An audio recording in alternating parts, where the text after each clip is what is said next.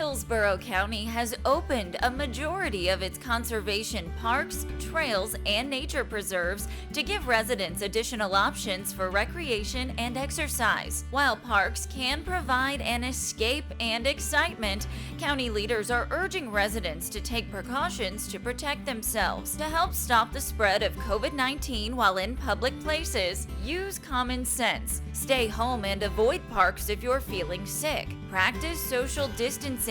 Avoid groups or gatherings larger than 10 and stay at least 6 feet from others while exercising. In addition to social distancing, Hillsborough County leaders continue to urge residents to wear cloth face coverings when in community settings. Bring your own water. Though parks are opening, many amenities will remain closed. Prepare for your visit by packing necessary items like hand sanitizer, and it's a good idea to bring your own disinfectant wipes to wipe down any public surfaces before touching or when touching public equipment. But remember, don't flush them after using. Residents who do not abide by the social distancing requirements or listen to instructions from county staff while enjoying the parks will be asked to leave the property. We encourage you to visit hcflgov.net/stay safe for up-to-date information.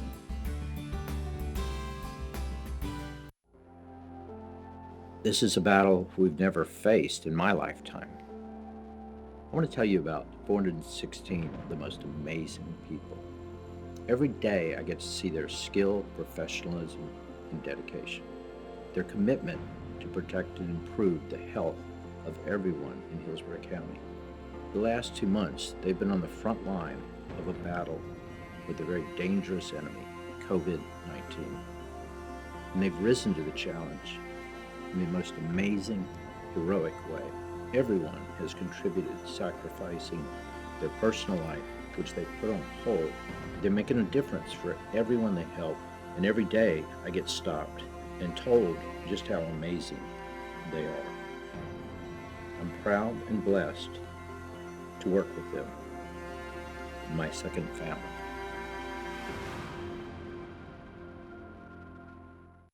Hello, I'm WWE superstar Titus O'Neil, and today I'm coming to you as a neighbor. You owe it to yourself and those you love to get tested now. Get the care you need and protect your family. Hillsborough County is offering free coronavirus testing and no health insurance is needed.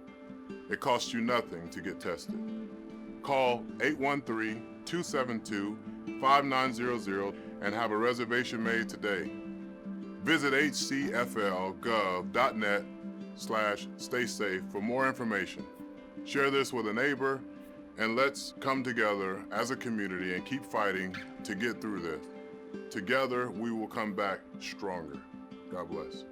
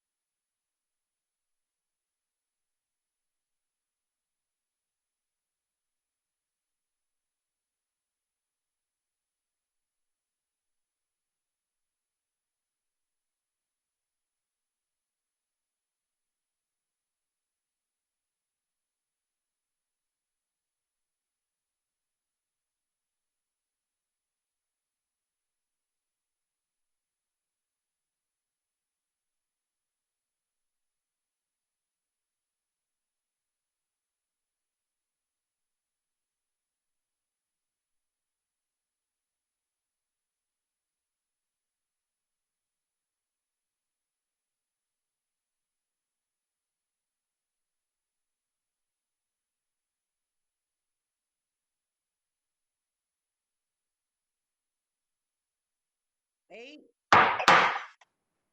And it's great to see everybody. It's been a month, I guess, or so since we've been together. If you see me looking down, I'm trying to read notes to remember things. Give me just one moment. If you would please be kind enough to be patient with me.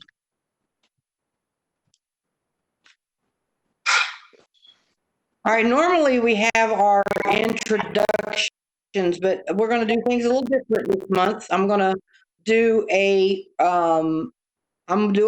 roll call. This is a little different this month. So, looking for my roll call that Derek sent me yesterday. Give me just one moment, please.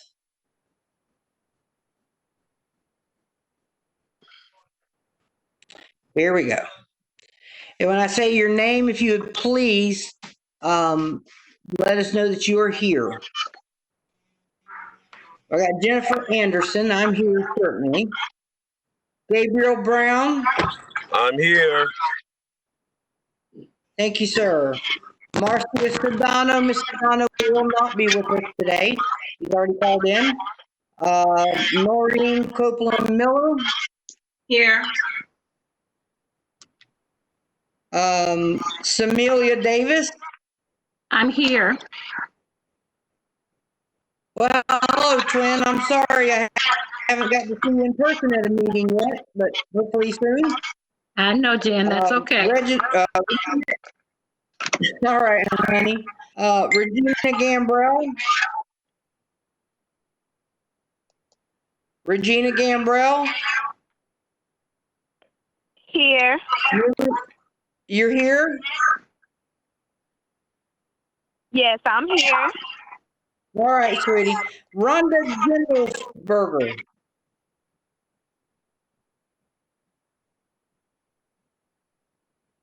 Rhonda Gindelsberger.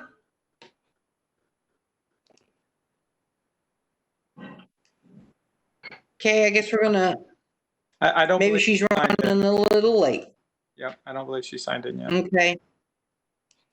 I don't think she has either, but she usually runs just a little shy, so we're okay. Janine Hargret. I'm here, Madam Chair. Janine Hargret.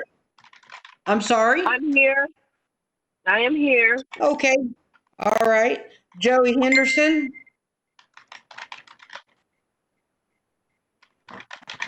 Present.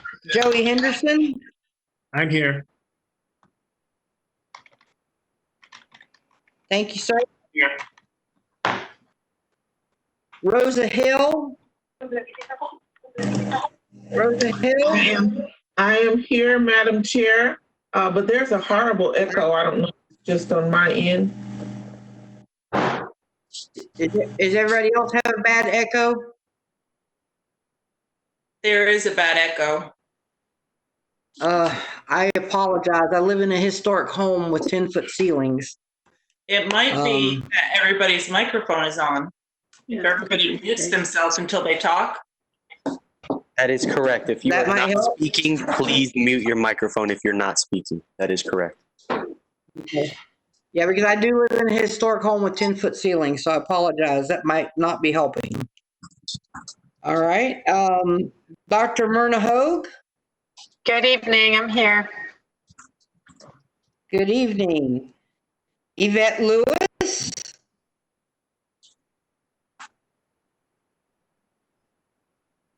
Yvette Lewis.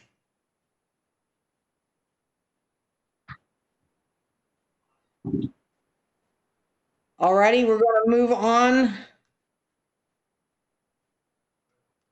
to Christine Long.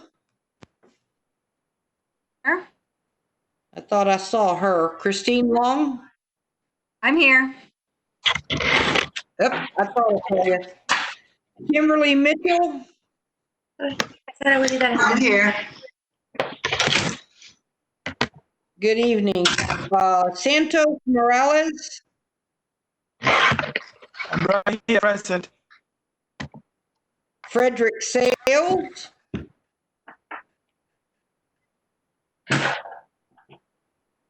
Frederick Sales.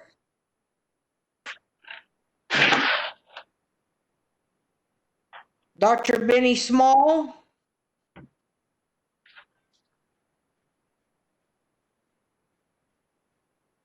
Dr. Benny Small. Patrick Simmons. Here. Hey, Pat. Hey. William Thomas. Here, Madam Chair. I know you're here. Ramon Wong.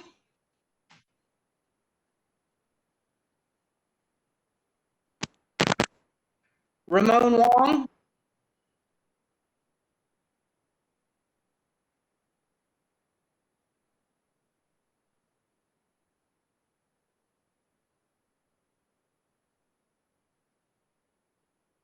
Dr. Samuel Wright, Sr. Good afternoon. I am here live from Boynton Beach.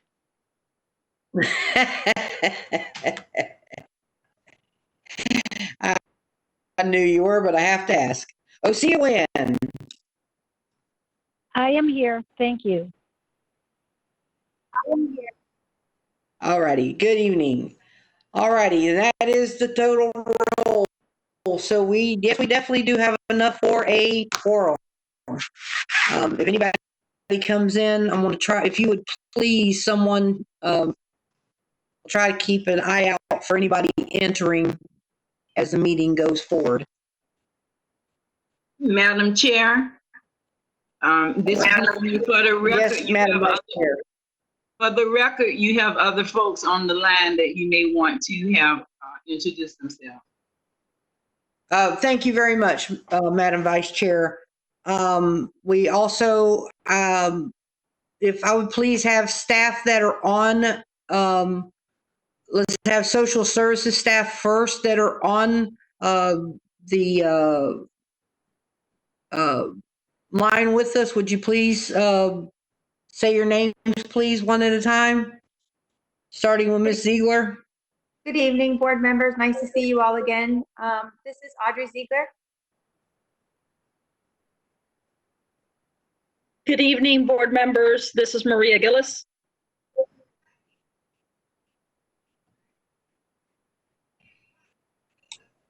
You got your hands. Good evening, board members. Carl Harness. Hello, this is Chen Mai. Good evening, everyone. James Gerard. Good evening, Shelley Hamilton Ray. Good evening. This is Angela Madero.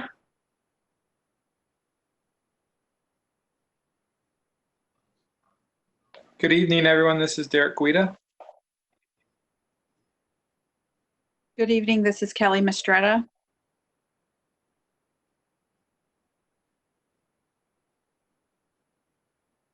Madam Chair, I see Sharon Gordon on. It looks like having some difficulties. Oh, goodness. I'm so sorry. I thought that I announced my name. Sharon Gordon, I'm here. Thank you, Sharon. I knew you were here. I just thought you're waiting your turn. Is there anybody else with staff left or either center manager left? Is there anybody else on that has not introduced, has their name been called on a roll or they haven't introduced themselves? All right, then I think we can go forward. Dr. Wright, can I please ask you to say, do the invocation for us, please, sir? I shall. Father God, in the name of Jesus, we thank you now for what you continue to do for those of us. And we pray and thank you for keeping us safe through this COVID-19. Oh God, we pray for families who've been affected, those who have issues with economic prosperity, those who have issues with health, that you will bless them right now, God, and make provisions for them. We just thank you now for the Community Action Board, our staff, our administrators, and we pray, God, that you'll be with us as we deliberate and move forward for the betterment of people in Hillsborough County. These blessings we ask in thy name we pray. Amen, amen, amen. Amen. Thank you, Dr. Wright. I know we don't have a flag here in the room, but I think at this point in time, we should all still stand up and say the Pledge of Allegiance right here in our room. Because right now our country needs all the prayer and respect that it can possibly get with what's going on. So if y'all will join me in the Pledge of Allegiance.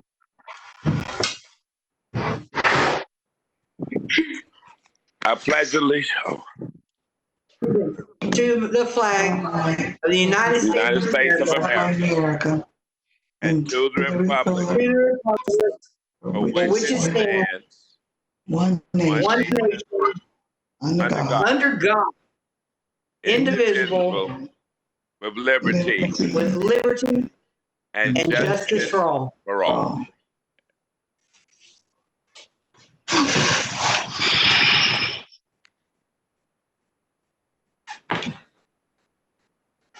All righty, the mission statement. Mr. Simmons, would you read the mission statement for us, please?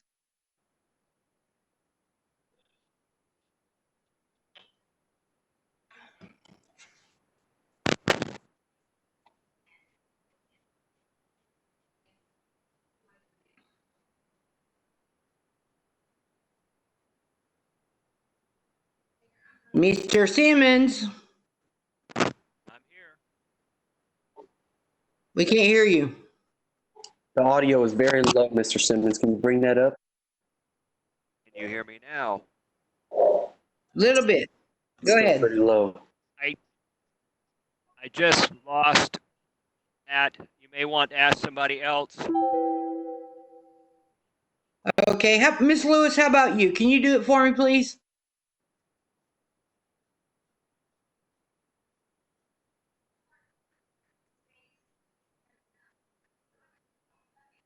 I don't believe Ms. Lewis is attending the meeting. Oh, I'm sorry. You're right. She's on my list of people not here. I apologize. How about Miss Hargret? Miss Hargret, would you do it, please?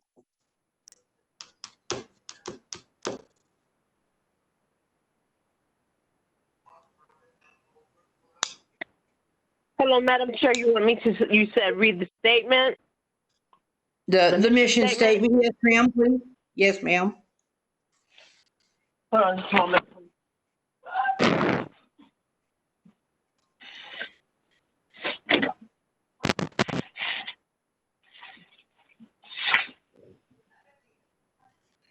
I'm not able to pull that up, unfortunately, Madam Chair, and I don't have a copy right here on hand.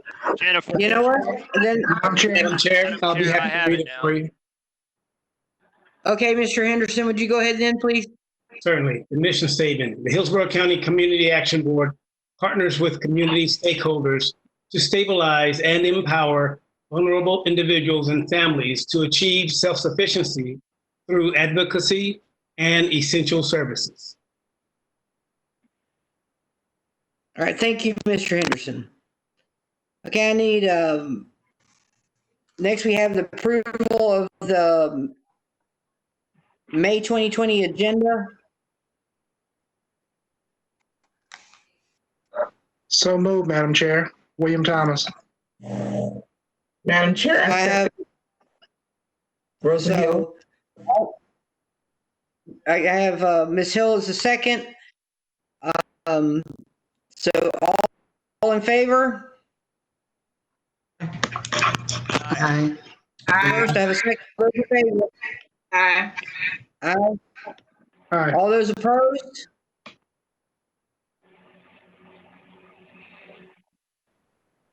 And so passed. Thank you very much. Next, we have the approval of the February meeting. February 12th, it should be in your packet if you received, or via email.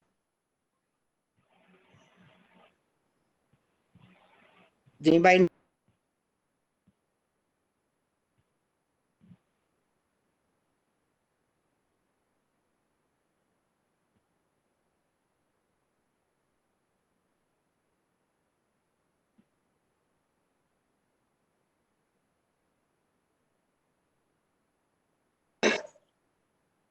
Madam Chair, It looks like she is having bandwidth issues. She is currently dropped out of the session. Madam Chair is no longer in this session.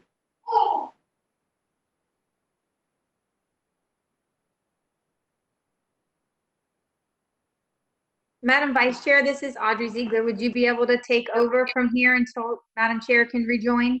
Can you hear me now? Yes. Okay, I don't know what happened. That was weird. Madam Chair, Okay. this is Maria Gillis. We did not receive the summary for the February 12th, 2020 meeting, so we do not have those minutes to approve. I thought they were in that packet that Derek sent out. Hold on. No, it's just, No, Madam Chair. but I didn't see it. This is the Secretary, Madam Chair. I don't have record of sending it. I do have it. My apologies on that, but I don't have record of where I sent it for the March meeting. All righty. Let's, can we get that taken care of, please, Mr. Thomas? Yes, Madam Chair. I'll be doing that right now. I apologize to everyone. I thought that was in there. Okay, I'm working with that. Madam Chair, this is Noreen, for the record, it would be the February meeting, not March. Right. February 2020, I stand corrected. You are correct. It's Yes. February 2020. You're absolutely correct.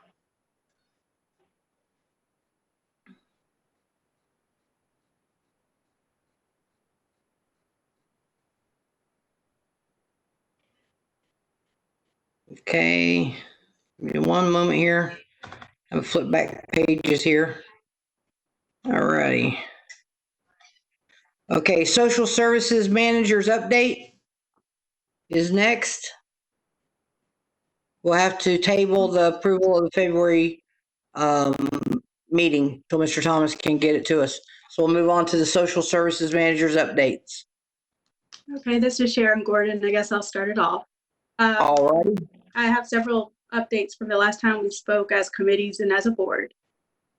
Just to give you a status of the programs for the Parks and Recreation Summer Camp and After School program, for obvious reasons due to the coronavirus pandemic, we've temporarily suspended enrollment because the counties are closed.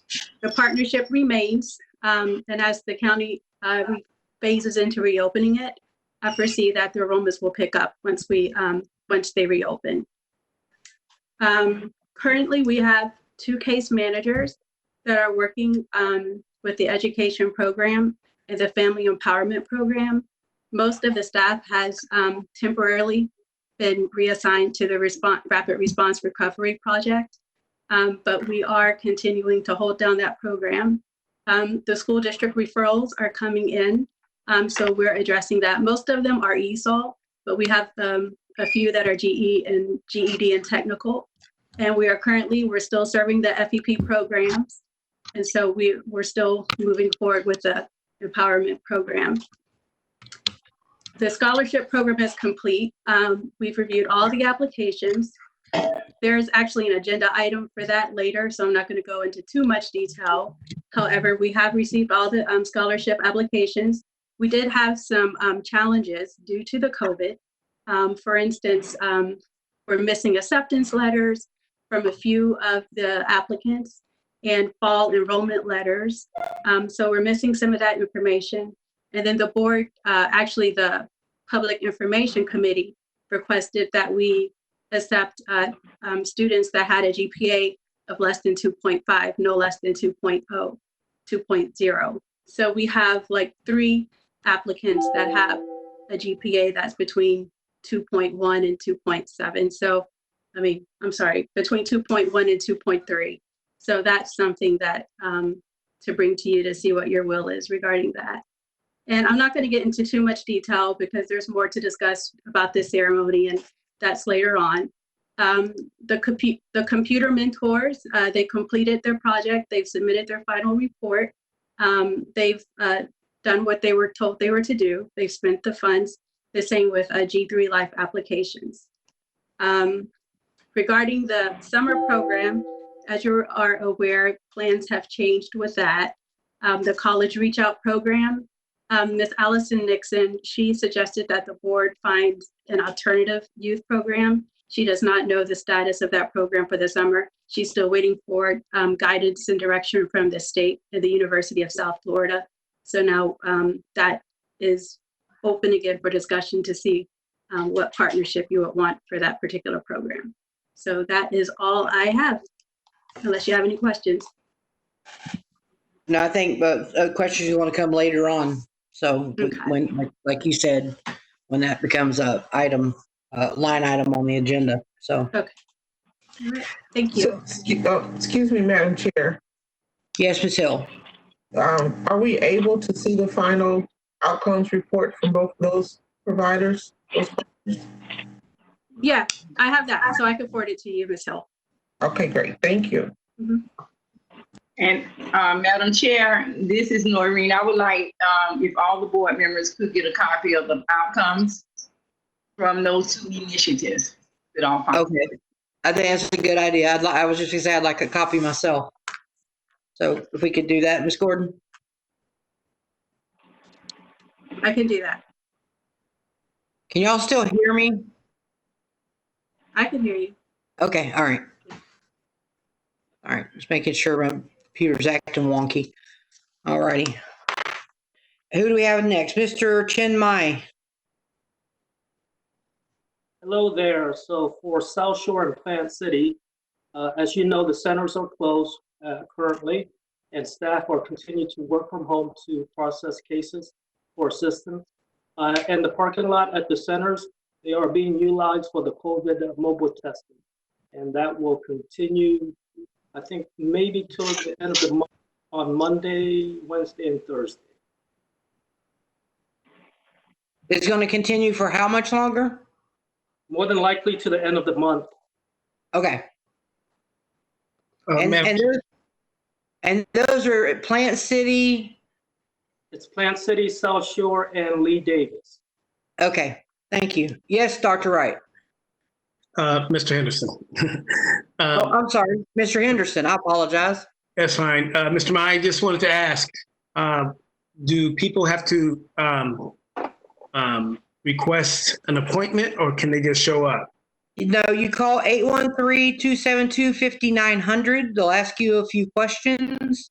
They'll give you a code number. You take that, you go to the Are you talking center, you go through the line. It's very quick. I was 17th in line this morning at 8 o'clock and I was out at 8:20. So you're in, you're out, and you're done. If you're talking about for the testing, the quickest way would be to make an appointment, but they will take walk-ups.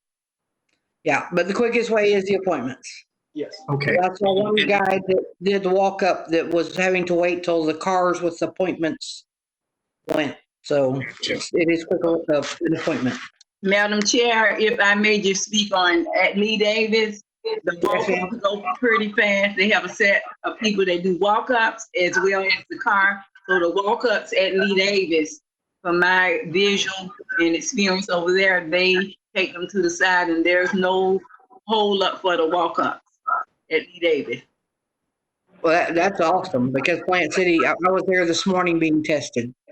Well, Madam Chair, William Thomas. Yes, sir. Just wanted to make sure the messaging, in speaking in regards to Plant City and South Shore, want to make sure the messaging is consistent. So calling the number, I know I've gotten some inquiries from a number of residents. Some have got mixed messaging on you have to have symptoms or some sort of a screening prior to. I told them I wouldn't want to answer those questions until I met with the CAD board today. But just wanted to reiterate the consistent messaging that walk-ups are allowed, but you need to call to set an appointment. It's better to call. It is better to call to set the appointment. I'm telling you, I did it this morning in Plant City, and it's better to call. But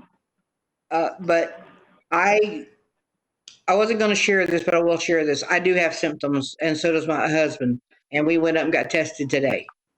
So please pray for my family because of my underlying health issues that some of you know about. But we did go get tested. We'll know in about 3 to 4 days it takes for you to get a call, and they give you results right over the phone. But they do it quick, and it's rapid, really quick how they do it. They just swab, boom, you go. You stay in your car. You don't get out of your car. You just go right through the line. You're done. So, thank you, Madam Chair. Appreciate it. We shall pray for you, Madam Chair, and your family.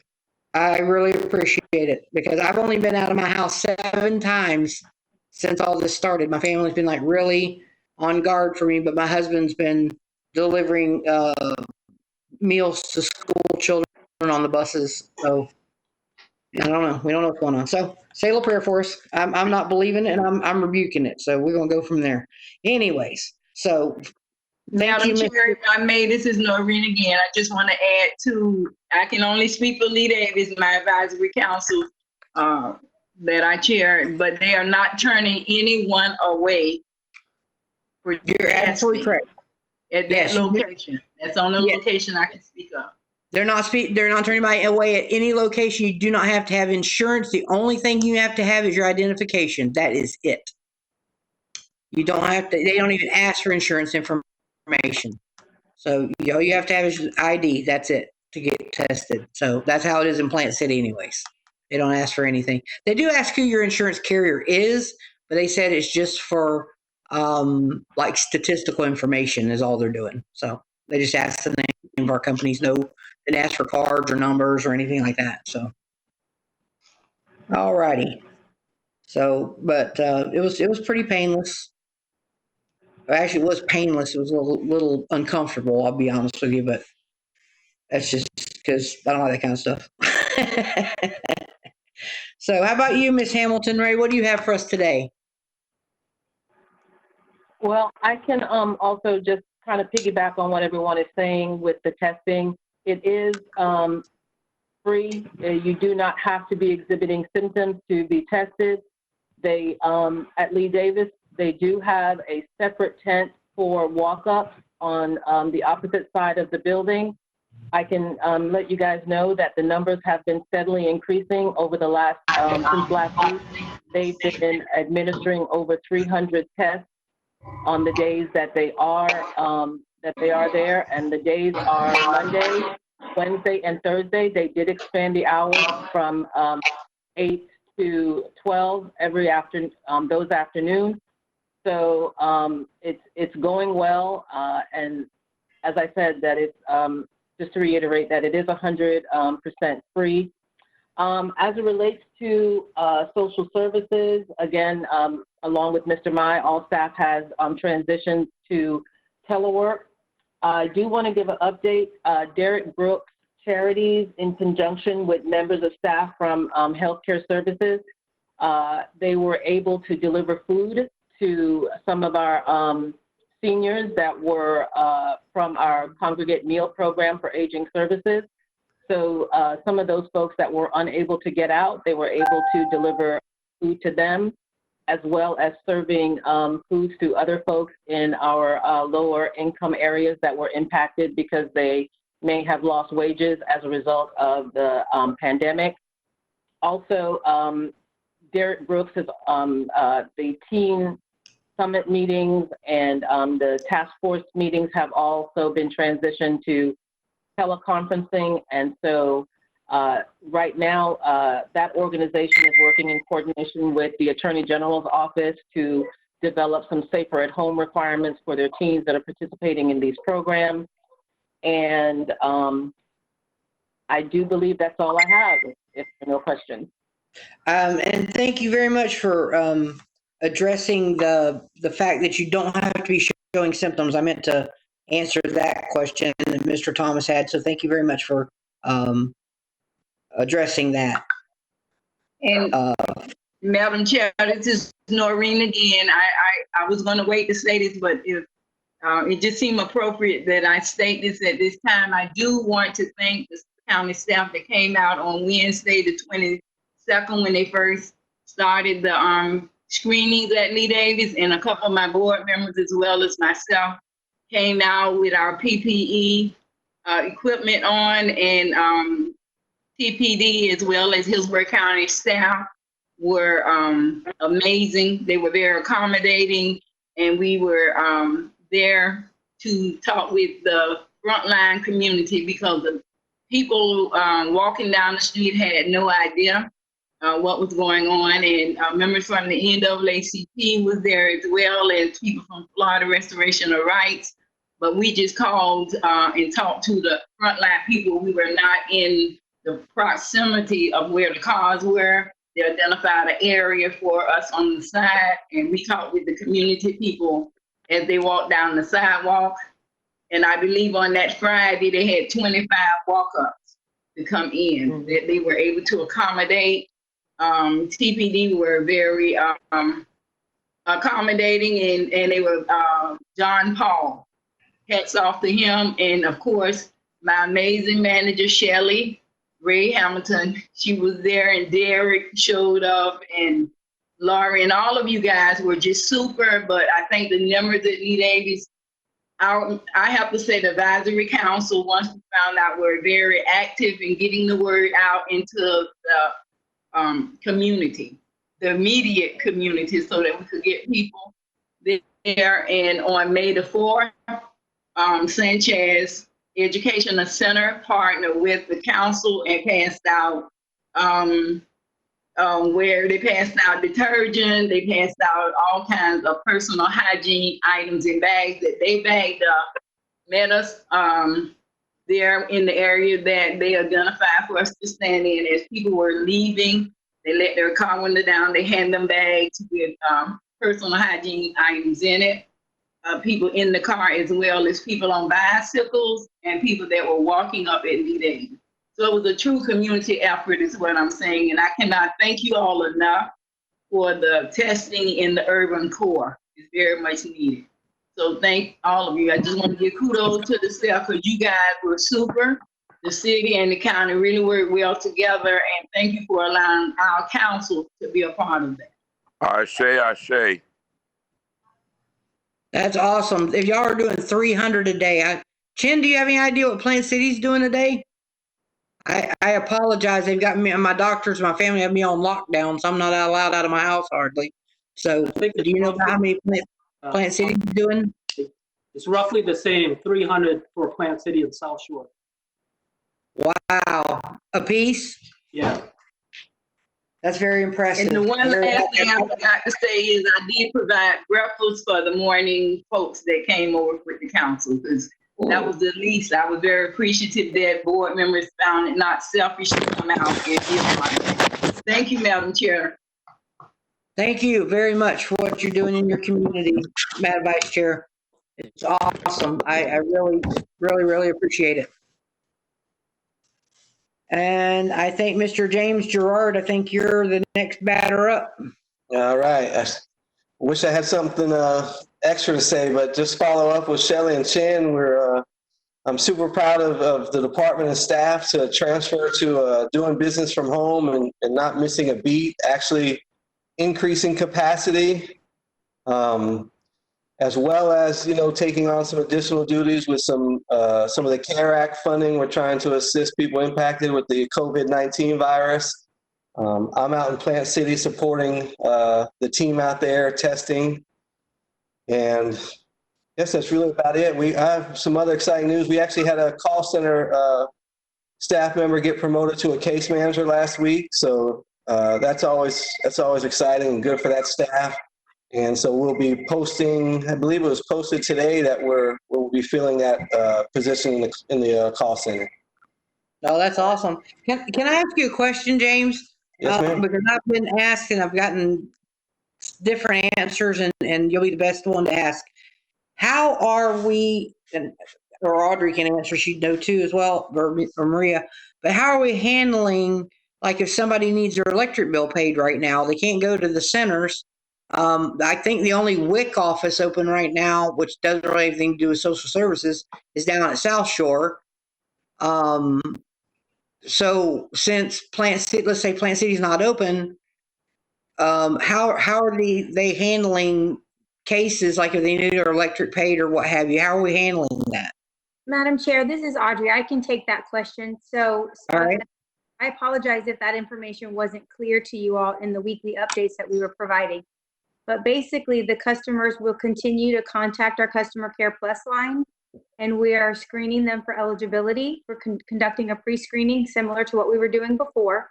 The only difference is when a customer is issued that time certain appointment, rather than them having to come into the office with their documentation, they're basically on standby at home waiting for a phone call. So we'll tell you your appointments at 10 o'clock, or we'll tell you your appointments within a range 8 to 10 in the morning. A case manager will contact you and they'll talk to you about those eligibility requirements, and then the customer uploads them and sends them to the case manager, and we're able to determine eligibility very quickly. So as James mentioned, we have increased our capacity to serve because the process is somewhat abbreviated. One of the things that the state has waived is requiring an original signature right now, because they knew that face-to-face interactions would be a challenge and not be healthy for us to be having customers sitting across from us in a desk determining eligibility. So within a 2-week time frame, Angela Madero, through the special projects team, was able to deploy all staff with technology in partnership with our IIO department, which more commonly would be referred to as an IT department, was able to get us teleworking. The managers were instrumental in getting their staff transitioned out. They stayed behind to give messaging to the public and put messaging on the doors. But basically, operation is or business as usual for us. We're actually serving more customers more expeditiously. And one of the things we're working on with that IT department is finding out how we can further that virtual signature should we want to stay virtual with some of our services going forward when the COVID-19 pandemic kind of eases up. So basically, to answer your question, it's very similar. It's probably a little bit easier. So if customers were experiencing a transportation issue before, that no longer is an issue for them. They're able to have services right from a phone number they provide us.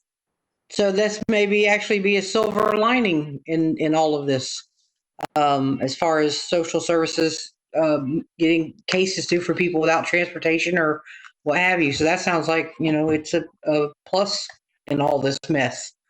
If the board will remember, a lot of our crisis intervention services have been prioritized to our most vulnerable population. So we had to be extremely responsive to that, and recognizing that we didn't want our vulnerable population coming to a center and being in close proximity with each other or with us.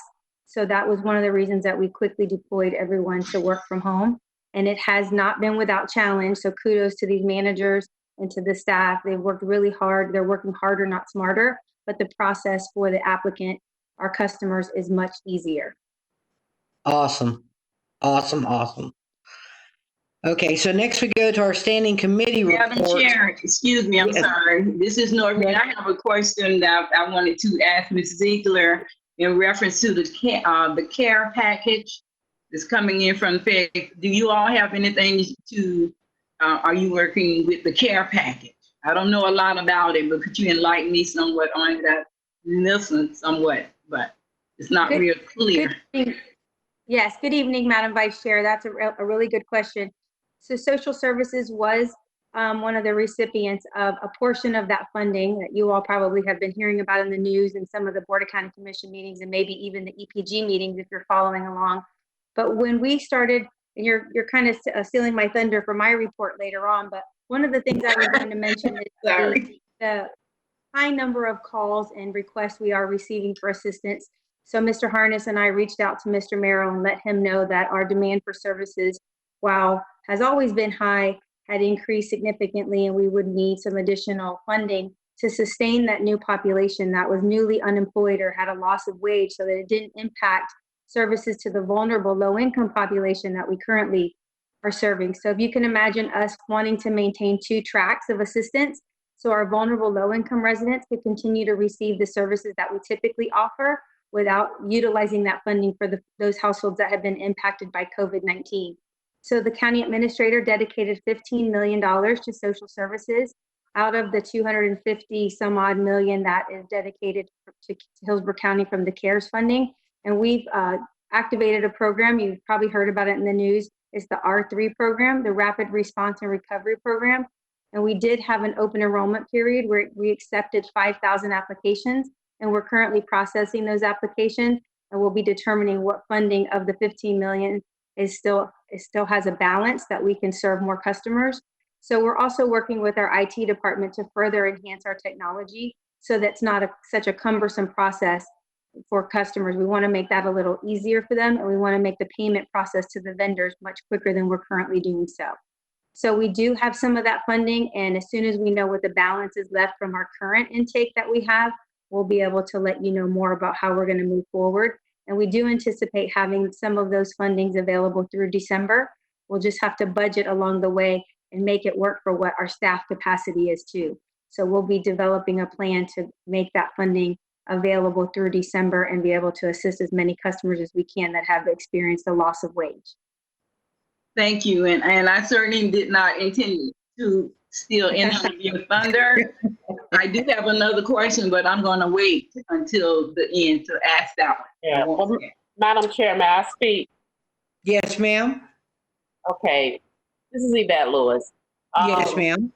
I've heard all the accolades and the praise that go out to staff, and I understand that they work really hard, but I just want to let you know that there were several hiccups at the beginning, and it took a lot of calls and a lot of conversation in order to work those hiccups out.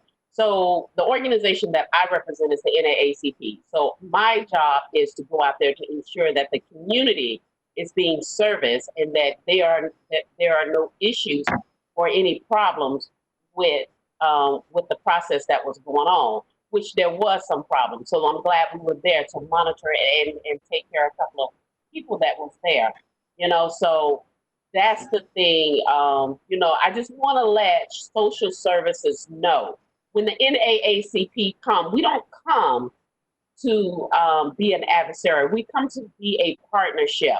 So I am a little taken back. Matter of fact, I'm going to tell you this. I'm a lot taken back of the conversations that were held in regards to the NAACP being there and watching and overseeing. Because let me tell you, you are testing a community who really doesn't have much confidence in the system. You're testing a community who really doesn't have much confidence in being tested fairly or being treated equally. So that's what we're there for. We're just there to sit there and watch the process. So one of the things is that the police department had a big, the special ops vehicle. I did make a call to the chief of police and say, hey, I need to get this truck out of here because people are in fear of coming out here with this truck. It was very intimidating to the community. It was not in nobody else's community, but it was in the African-American community, and we don't need that truck there. So after it took a day or two for us to iron out all the things worked out a little bit better and people were a little understanding. But I just want social services to know, and all those people who showed up, and you know who you are, I am very, very offended of the conversations that people were having when they should have had it with me, because it was I who was there, and I am the president of the NAACP. But I will be following up on a lot of this conversation that was going on, and I have expressed a lot of my concerns to the county on what was going on. So, y'all worked it out and y'all figured it out, and we all work together. That's what we're here for. So I just want to let you know, we're not here to be an adversary. We're not here to be a problem. But I felt like it should have been a welcome thank you. We appreciate the help because that's what we were offering. Well, and I think too, like yourself, I mean, I have a nonprofit over here in Plant City, and if you are in my community, and Mr. Thomas and Mr. Simmons can tell you, we have very limited resources in Plant City. And my own personal nonprofit works with the low-income sector, and as far as feeding and what have you. And people were calling me. My phone was ringing off the hook, and I was making phone calls and talking to people. And that's why I asked if exactly what was going on now, because I just kept telling people, be patient. This is the first time that people have ever. This is the first time we've ever gone through this in our lifetimes. Maybe not my 98-year-old grandmother's lifetime, but in our lifetime. And this is the first time that we've gone through something like this, especially with technology like it is and what have you. I don't know what happened there. I can't speak to it. I wasn't there. And so therefore, I hope that if you were in any way offended, that the person that did so. Maybe the two of you, 2 or 3, or how many of you there are, can work out your differences. Forgiveness is a wonderful thing, and everybody can continue to work forward and work hand in hand and understand that we're all here for the same purpose.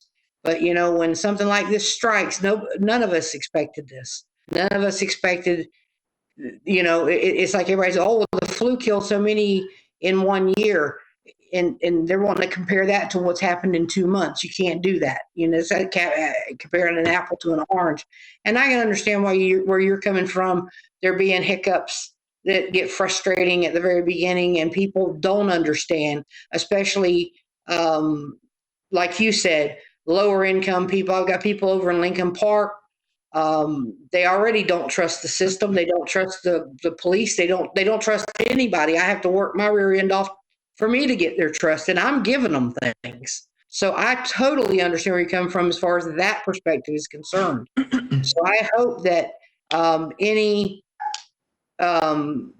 issues that there are, that we can get worked out, and everybody can continue to work forward and harmony, and there not be any kind of issues going forward.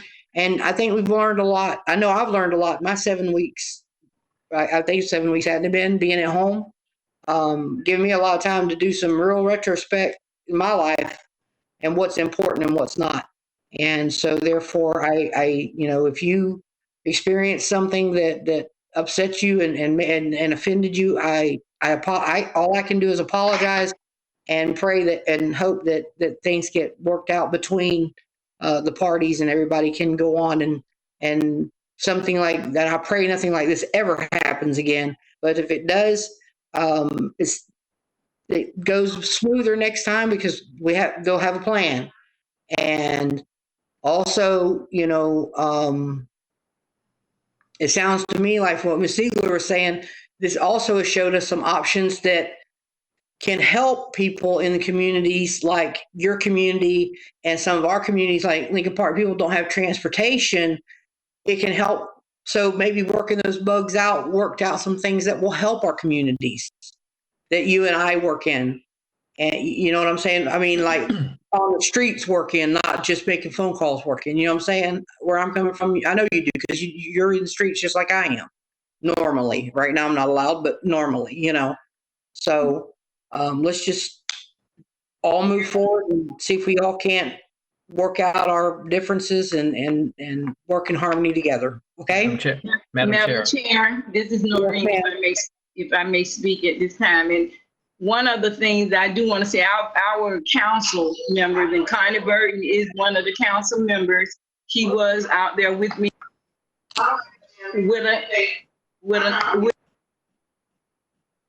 I lost you. I don't know if you can hear me, but some of my council members were there representing Lee Davis Council, and I do want to thank the manager, Ms. Shelley was very responsive to us being there. And I want to say on that first day, that Wednesday, that Mayor Castor, when she saw us sitting on the side, she had her driver stop, got out of the car, and came over and thanked us for being there. And immediately said to Yvette, to the NAACP chair, we got to get more people out here. Connie, Yvette, Noreen, we need to get more of the community people out there. She thanked us for being there. She was very responsive to that part, as well as I did speak with the commissioner, and he was understanding and was looking into, because we knew it was going to be some hiccups, but again, it's about partnership. It's about community. It's about working together. And when the school district reached out to us to partner with the council, with the NAACP, they were wanting to be a part of it, but we were there to help. As Madam Chair, as Lewis, Ms. NAACP just shared, we were there to help the community. By no means were we there to interfere, get in the way, but in the community, and we have to say that there is a lack of trust. But it's always good to see a community face that you know and recognize. And I really believe that our councils are first and boots on the ground, the NAACP boots on the ground. All of us are there to help. And thank you all for listening and getting the testing there. because that's what our council wanted, testing. When they talked about screening, that's fine in its place. But 2 weeks earlier, we had requested testing. Someone heard us, and 2 weeks later, they were testing at Lee Davis. So thank you very much. But I do want to say the mayor got out and she welcomed our presence. She could not thank us enough for being there. Thank you. I listened to several of the, well, I'm not gonna give my opinion on that. Never mind, I'm gonna shut up. But she was very diligent in a lot of what went on. I was very admired her very much in what was going on. I'm sorry. Yes. This is Carl Harness. I'd like to put a little perspective on this and answer a couple of questions. Hello, Mr. Harness. I didn't know you had joined us. I apologize. Oh, yes, ma'am. From the beginning. How are you? I hope you will be feeling better and your test results will come out the way that we want them to come out. Thank you very much. But let me lay some overlay on this, and we certainly do appreciate the partnership with the NAACP and with our CAB members, because I understand totally the trust issue. So, that's a valuable commodity to be able to bridge that gap. But you understand, as it relates to what we're dealing with here in this entire program, I mean, these are unprecedented times, as we all know. And let me start off by answering Vice Chairperson Miller's question. When you look at the CARES monies, there's a number of pieces to this CARES money. There's an economic recovery program piece to it, which includes monies for workforce training, accelerated business recovery, which includes getting them access to capital funding. There's a back to work grants for this, and there's a safe at work grant. So folks coming back to work, allowing them funding to mitigate various parts of their facilities to make it safe for folks and comfortable for folks to come back to work. And then the piece that you guys are involved with, the life safety programs, involves social services, Audrey's and her staff's piece as it relates to utility, rent and mortgage assistance, which Mr. Merrill generously gave us $15 million toward that effort. And let me say this to you, that your social service staff had gone to him long before we knew that we were going to get CARES money to get some extra funding for the rent and utility service. So Mr. Merrill he understood the importance of it, and he was very generous in allocating that money up front, even before we knew that, what the amount was going to be of the CARES money. So our people were pretty proactive. So you have the social service piece. Then there's some money that's going to go to some direct community services as it relates to local food distribution. And we're going to have some nonprofits working with some of our farmers so that we can make sure that food's not being wasted on the farms because they can't get it distributed out to the various areas of need. And there's going to be a contract that's going to be done with both Metropolitan Ministries and Feeding Tampa Bay. And I'm sure all of you have been seeing on the news the amazing work that Feeding Tampa Bay has been doing with food distribution on the weekends over at HCC and at St. Pete College. And then there's going to be some money set aside for some governmental operational and safety piece. But let me go back to the social services program. Do be aware that, this program, this unprecedented program, was put together in only 19 days. You know how government works. Under normal situations, we don't do anything that fast. But dealing with numerous departments, county attorney's office, purchasing, budget, this program was put together in 19 days. So, and initially we thought we had enough. We had beefed up our call answering service. We were working in conjunction with our IT department. We were working in conjunction with communications department. We had some staff switched over from the library services department to help us with the call lines. But nobody in their right mind knew that we were going to get over 64,000 calls in 3 days. Any system that you have is going to break down, or you're going to have some issues with 64,000 calls in 3 days. Luckily, we had a 90-minute glitch during the first day. We got that all taken care of. We instituted a second line after that. We did some more things on the technical side. And I think day 2 and day 3 went a little better. So, like you had said earlier, Madam Chair, this is a learning experience for all of us. Depending on who you talk to and who you listen to, a lot of the health experts say that, we're only at the tip of the iceberg of this thing. So, due to the fact that we're starting to reopen, and you guys can spread this message to board members, we got to be careful that folks don't have false expectations that we're going back to normal, because we're not going back to normal. There's going to probably be a wave 2 and a wave 3, and, no telling what's going to happen with that, but we're going to try to stay on top of this as best we can. The department is still processing applications that we got from that first wave.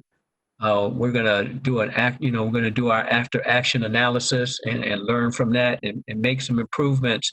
So in case we're lucky enough to get additional funding to do another phase of this, we'll be better and more prepared. But, I'd just like to, give kudos to both, to everybody that's been involved in this, especially the social services department, the CAB board members, NAACP, because, it's been a group effort.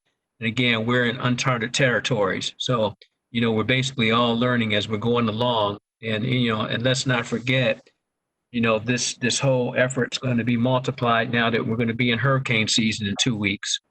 So not only do we have to deal with COVID, now we're going to be dealing with tropical storms and hurricanes. So we're going to have our challenges. 2020 is going to be an interesting year all around. But, we appreciate the partnerships. We appreciate everybody's effort. And, we hope to move forward and to be able to serve as many citizens as we can. And do realize Hillsborough County was in a unique position that not every community was able to find an additional $15 million or additional money to add to programs like this. So once folks throughout the state found out that we were doing this, they were calling us asking for advice on how to set up their programs similar to us. So I think, we were pretty fortunate that we were in a situation where we could be proactive to, implement a program such as this. So hopefully that sheds a little more light on, what we've been dealing with in the situation and, what we have to look forward to. Thank you. Thank you very much, Mr. Harness. Was there anybody else had any input? I have more, but I'm going to wait. You gonna wait? Okay, you gonna see the wait until the meeting is over. Thank you. Madam Chair, I appreciate Mr. Harness being here and thank you. And like you said, this is a partnership, and I want your staff to understand that this is a partnership and that we are here to help and service and this community. That's what I want your staff to hear and understand the partnership and know that, like I said, we are all in this, like they say, together. But once again, we will talk about this. There will definitely be a meeting that we can have a good conversation and hash out all the stuff here, because I did not feel the love. I did not feel the partnership. And I'm really taken back on some of the stuff. So, and some of the other members who are part of the NAACP was there as well. But that's fine. Everything worked itself out. The people are getting service. The people are getting this. So, and when it comes to the CARES, we had a lot of calls coming to our office with the concerns. And I have shared those concerns back and forth with the county, dealing with everything and talking with the people. So I do know that y'all have made some adjustments, but when you put stuff in writing, say clear cut, and this is here, and then you run it into, and the community is running into issues and concerns, I really wish you would be a little bit more honest with the community there. But, we're gonna move on from this here and take it from there. But we definitely will be having a conversation in a meeting. And thank you for coming to this meeting. And happy to see you, other than just passing through in the hallway. All righty. Well, hopefully we can move forward and move past, and everybody get, like I said before, everybody get everything worked out. So the next thing we go to is the standing committee reports. We didn't have any meetings. I don't have anything. Madam Vice Chair, do you have anything at all? Yes, Madam Chair, I do. The bylaws committee did not have any action item. We have not met, but I do want to note that the nomination is coming up for May. We are nominating committee, and then June we should be having an election. And with all of this going on, some of those dates may have changed, but I'm just going by the bylaws. So that you're aware of that. I do believe we received that in one of the reports that Ms. Gillis sent out. I believe it was last Monday, reminding of that that was coming up. But thank you for reminding us as well that May is when we should be taking nominations, and then June we vote. Correct? Yes, because the new new officers are seated in July, but I'm not sure how, with all of the things that's going on, I'm not sure how that'll be affected, but that was one of the bylaws committee concerns, and I voiced that with Ms. Gillis as well, because that's just wanting to stay in compliance. But with this pandemic going on, I'm sure there's exception. But again, I needed to bring this to the board's attention. That is definitely something we need to take into consideration, and perhaps we can. I'm going to address Ms. Ziegler with this question. Perhaps we can do a executive committee meeting as well, similar to this one this month, perhaps. Madam Chair, Ms. Anderson, the guidance I've been provided from Mr. Merrill is that meetings can take place as long as we have relevant board, as long as we have relevant board business to handle. So if we're just going to have discussions, then we probably want to hold off on those things. But if there's actual board business, then we'll schedule them. As you can tell from talking with James Brewer, there's a lot involved with supporting these meetings and the technology for these meetings. Right. So we are trying to reserve our communications department resources. But if there is board business that you think we need to take care of, then absolutely we'll get those meetings scheduled. Okay.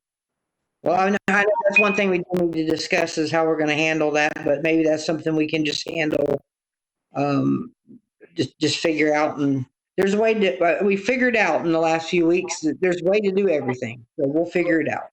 Madam Chair, if I may, what staff is proposing is the same process we've done in the past, where we have reached out to all board members and requested anyone who would want to be on the nomination list.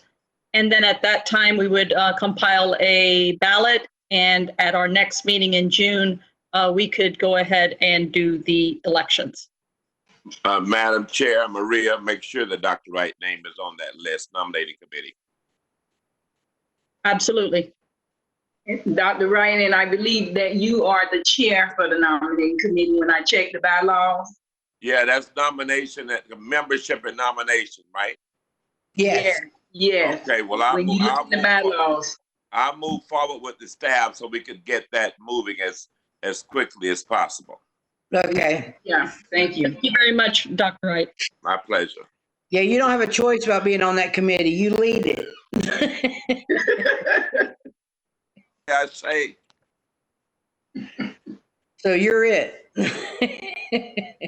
Mr. Henderson, do you have anything for us tonight?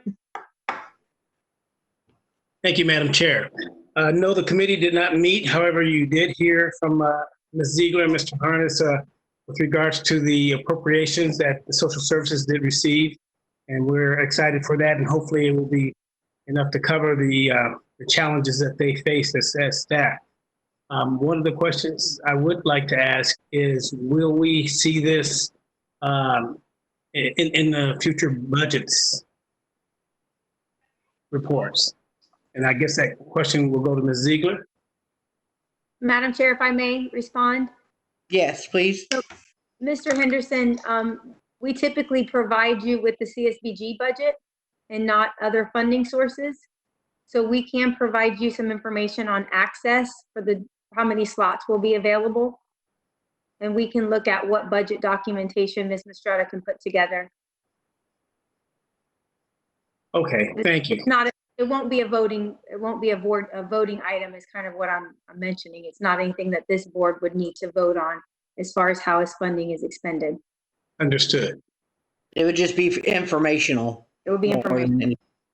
And I think that Mr. Henderson brings up a good point. The more you all know, the more you'll be able to help us reach the areas in which you represent to share the messaging and let folks know how to apply and get the word out for us. As sometimes people like Ms. Lewis and and our vice chair mentioned, sometimes people aren't plugged into the media or on social media. So the more you can do to let your community know what we're up to and how they can get plugged in with services will be very helpful. So Joey, I think that's a great recommendation, but more for access to services than just specifically for budget information. Awesome. Thank you very much. Thank you, Madam Chair. Thank you, Mr. Henderson. Ms. Hill, planning and evaluation, do we have anything this month? Madam Chair, no, I do not have anything for planning and evaluation, but I would like to get with staff at some point to see how we're going to move forward.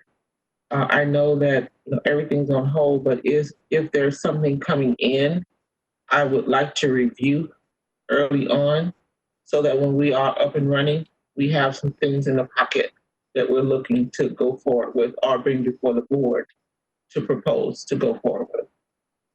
All righty. So I will leave you to contact Ms. Zeller, Ms. Gillis about the information that you need to be able to move forward from here, because we are kind of a little lame duck kind of, I guess you'd say. So I can see where you're coming from. So so if you I don't even know what to say.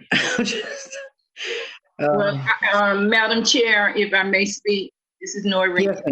Yes, the West Central Region Advisory Council did submit a draft proposal, and in lieu of all the changes that have occurred, those dates will be changing, but we will be submitting it. Again, we know that everything is up in the air, but we still at some point at the end of the year or whenever those dollars are need to be spent, I think by December, we had worked on our proposal from the West Central Region and submitted it. I think I sent it on to Derek.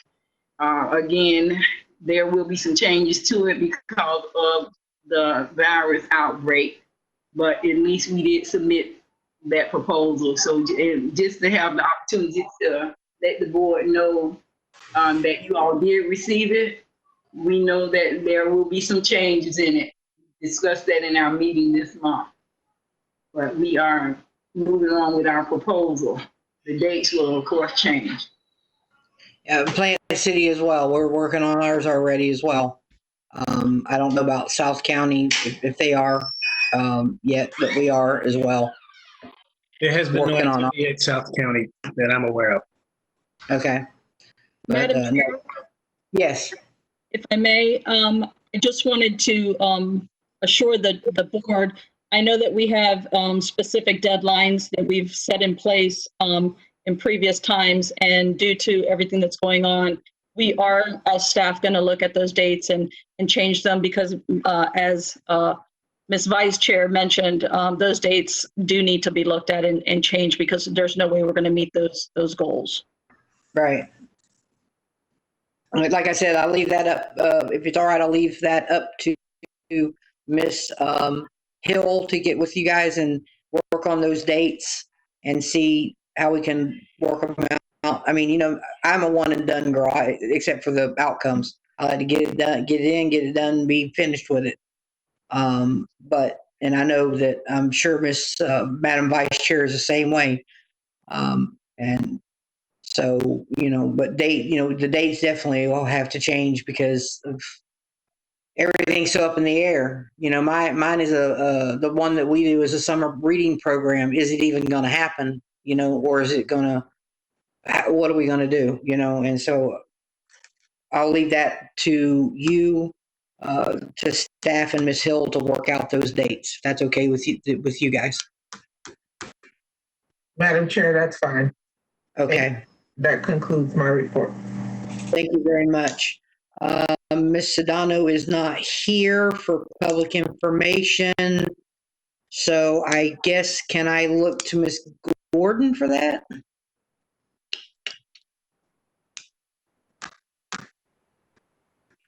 Sorry, it took me a moment there. Yeah.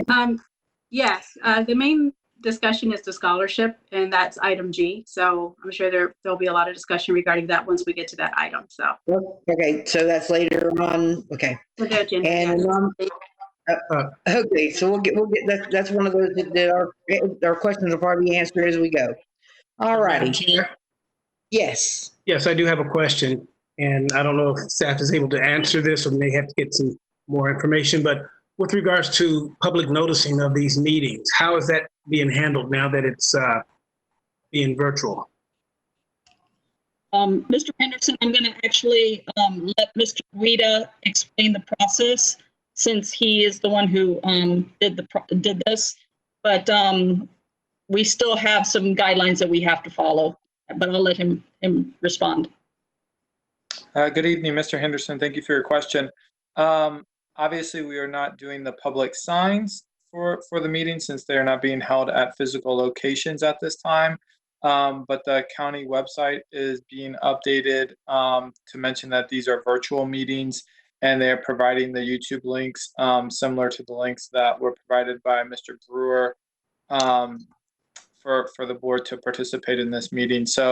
So while they are not at a physical location, we are still noticing the meeting the way we have been on the county calendar. Okay. Madam Chair, if I may ask a question of Mr. Guida, to be sure. Derek, are these meetings being televised on YouTube or posted on a YouTube platform for future viewers? That is my understanding, yes. And I know HTV is involved. I guess the other question is, and thanks for your response there, Mr. Rita. The other question I have is, will there be opportunity for community engagement, in terms of them asking questions or engaging the board in any way? And if you don't know that, I mean, that's fine because this is all new to everybody. But, Mr. Anderson, can you repeat the question? His question was, would the public be able to engage in the meeting? And my opinion, or I'm gonna throw it out there, would be that it would be no different than a live meeting. They would have the same two opportunities they would have at a regular meeting. They wouldn't be able to just pop in the middle of the meeting and just speak out of turn. That's my opinion.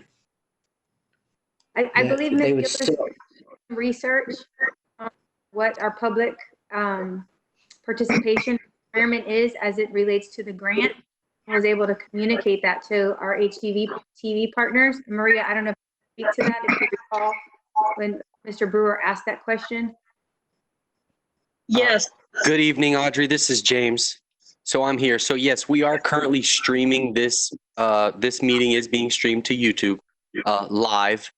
Once the meeting concludes, it will be archived and available to review for any citizen going forward. It'll always live on that YouTube page.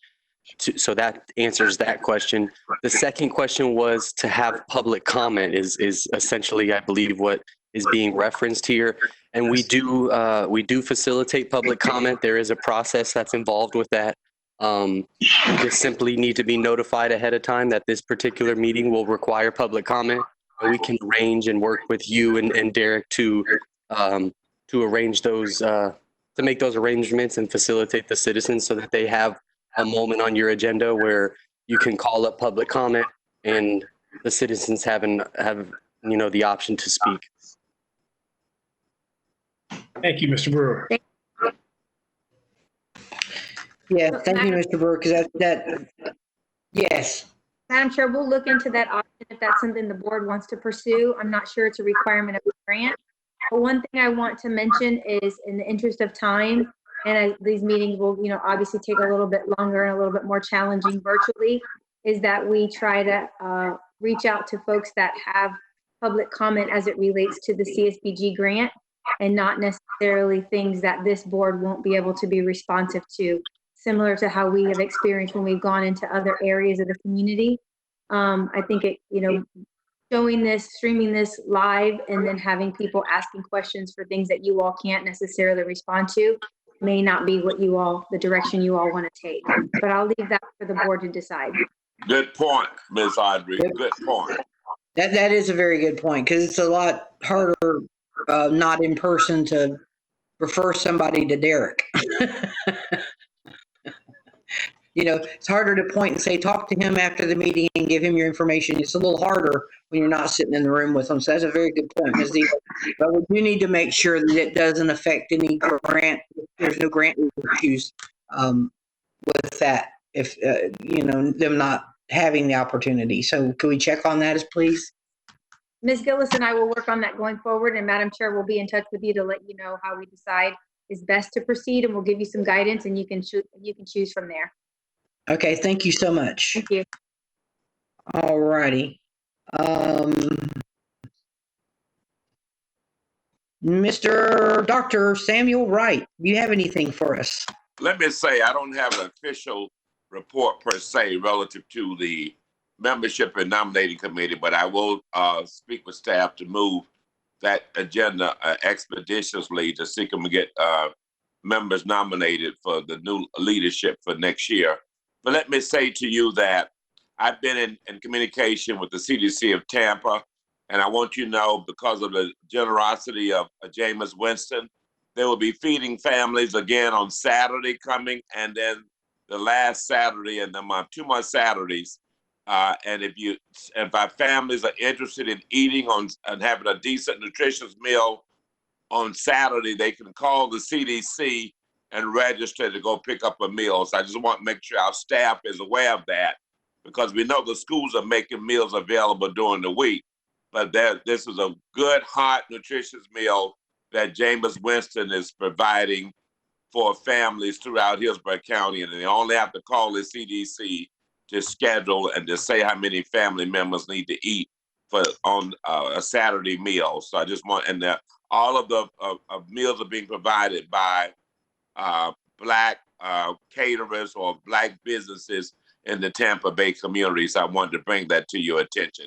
If you have anything in writing about that, Dr. Wright, it's been advertised and publicized already. Just make sure the staff calls the CDC of Tampa. They should have the telephone numbers for the CDC of Tampa. Okay. And they should be able to communicate that to us. And the other thing I want to bring to your attention is that our parliamentarian, Janine Hogwood, had to leave the meeting. So I want to bring that to your attention as well. Okay, thank you very much.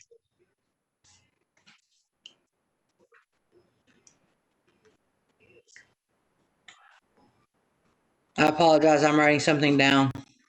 Okay. Was there anything else, Dr. Wright? No, that's basically it. I just wanted to make sure that our families could benefit from that service. And they fed, the last couple of Saturdays, they fed a total of 1,000 persons each, families each Saturday, had 1,000 meals each Saturday. That was 2 Saturdays already they've had the program, and they're going to have it for 2 additional Saturdays. So I just wanted to make sure our families benefit from that if they're interested in getting a hot meal on Saturday. All righty, thank you so much, Dr. Wright. Okay, so the CAB scholarship update. Who's going to take that one? I'll take that one, Madam Chair. This is Maria Gillis. First of all, I want to tell the board members that we are so excited about the outpour of scholarship applications that we received. It far exceeded the number that we thought we were going to get and approve. So we're very happy about that outcome. If the board will remember, back in December, you voted on a budget of $195,000 for scholarship recipients. In my April 20th update, I provided a chart of where we were at with individuals who applied. And I'm just going to go over those numbers really quickly because staff is going to need some direction from this board on how to proceed with these. Currently, we have 55 approved applicants. 14 were denied for not either providing the information we needed or not meeting CSBG eligibility. 25 of those were new approved and 30 were return members. With that being said, if we were to provide scholarships to all of the individuals who met the eligibility criteria, it would actually be $220,000, which of course exceeds the 195. So we wanted some direction from this board. Since we were not able to do the rubric, we were not able to have any of the scholarship recipients go through a process. We need some guidance from this board on, do we move forward and provide scholarship to the ones that were eligible and provided their information, or another method? We just need some guidance from this board.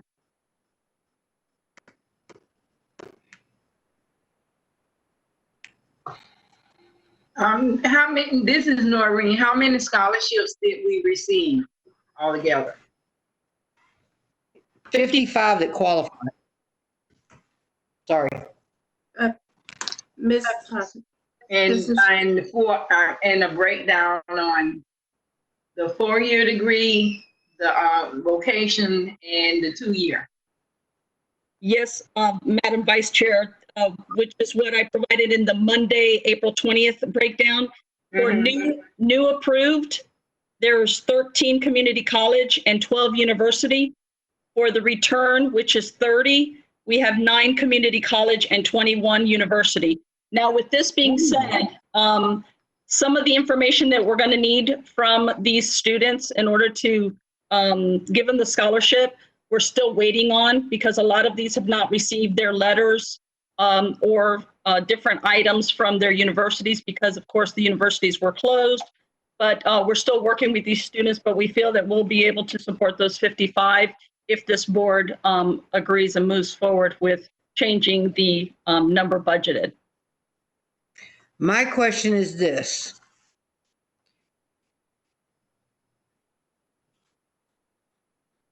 The summer program, the summer college program, which would normally start when? We would be recruiting as we speak.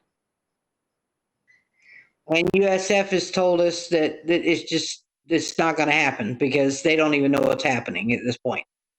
That is correct. And although this is one of the line items, it probably will bleed over to a more robust discussion, which is the overall budget. We're going to have to really look at what we provided to DEO as far as what our budget was for this year and the programming that we were going to move forward on and make some adjustments. We know that we're going to have overage because those programs did not move forward. We have been in discussion with DEO, and they're aware that there's going to be some modifications that are going to come down due to, Parks and Rec not being able to, start up like they normally do, and the summer programs that we were not able to move forward with. So they're aware that we're going to need to make some modifications, and staff is prepared to do that. But as far as the scholarships, if we can move forward with some discussion and some vote on how you want us to proceed, that would be one thing that we could get off the table and then move forward with the additional dollars that we will need to make some adjustments for. So here's my idea. If everybody wants to entertain this, everybody else got an idea. We've got, how much is it, Maria, do we have for this College Explorer program? I do have Kelly Mastrada on the call. Kelly, can you give us a breakdown of those numbers? I apologize. Yes, For the College Explorer program, we had budgeted $61,530. My opinion is, since that's so up in the air and probably not going to happen because schools, we don't know when they're going to be reopened. I would personally, in my opinion, rather guarantee the attendance of college to students that clearly qualify and take $25,000 out of that and make sure those kids go to school rather than those funds just sit there that we couldn't use for a program because of COVID-19 shutting all the schools and everything public and private down. So I don't know how everybody else feels or if we're able to do that as far as DEO's rules are concerned, but that to me would be a more, a better use of our funding is to provide funding for children to go to college rather than experience college, which is not going to happen this summer. So that's my opinion. So, if somebody else has an idea, speak Madam up. Chair, I wanted to ask you, would that take care of the need in terms of the applicants that we've received that meet those needs? Well, the 25,000 would cover the deficit that we have to cover those 55 applications, Dr. Wright. And that would ensure that all those applications are approved. I'd rather make sure that 55 kids are going to college rather than just have money sit there that we pretty much know is not going to get used this summer for college explorers. Yeah, I agree because with that. I think Ms. Gillis or Ms. Ziegler addressed the fact that, or I think it was Ms. Gordon actually that addressed the fact that USF has pretty much said, we have nothing for you because we don't even know what we're doing. Am I correct, Ms. Gordon? That's true. That is correct, Madam Chair. So if DEO allows and, the board agrees, my opinion is we take 25,000 and give it to some kids we know can go to college. Yes, Mr. Thomas. Yes, I was going to just kind of pull that back a little bit. My understanding, Ms. Gillis, is we need to, as a board, provide some input on one, do we want to move forward due to the previous conversation regarding the rubrics? Do we want to go ahead and approve a process now to allow them to go ahead and process those applications without any of the filters that we have previously discussed? Then at that point, I guess, like I said, I'm on board, Madam Chair, with what seems to be the input right now is to apply funds from other programs to cover all of those. If the board collectively decides that we want to go ahead, as Ms. Gillis asked us to, regarding the application. Okay, we got to do this one time, guys. The thing is, Mr. Thomas, is that I lost my train of thought. The thing is you'd said something about, going on without the rubric and this and that, we also would have to, we can't do the personal interviews. There's no way. I mean, I wouldn't want my child to go to Tampa and do a personal interview with somebody. I won't let my 4-year-old granddaughter out of the house, hardly, The second wave of the COVID-19 is supposed to be affecting children, kids, young people. So that part would be chopped out. We wouldn't be able to do personal interviews. And the rubric, we've got 55 applications that, as they had said, they're having some issues because the schools are closed. So it's not the kids' fault that their stuff is not in. The paperwork got messed up. We did give them an extra month, and it still didn't help. But if everybody's a go, I think that's what we should do. But if you guys have other ideas, please throw them out. Madam Chair. Yes. Okay, I don't know if you can see my digital hand, so I'll bring it down. But with regards to the rubric and all of that, what staff has already done, they've already vetted these students. They have the minimum scores.